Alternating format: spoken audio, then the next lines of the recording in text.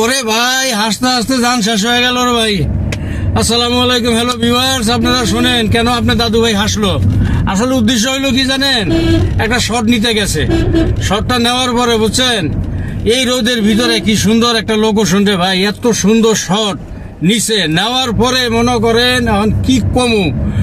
এরপরে শটটা শেষ, আমরা ওই লোকেশন থেকে আমাদের হাউজে ঢুকলাম। হাউজে বসে আছে আমাদের প্রডিউসার, আমার ক্যামেরাম্যান ভাই যাইয়া কইতেছে, বস উস্তাদ এত সুন্দর একটা শট আমার দাদু ভাই দিছে, অস্থির একটা শট।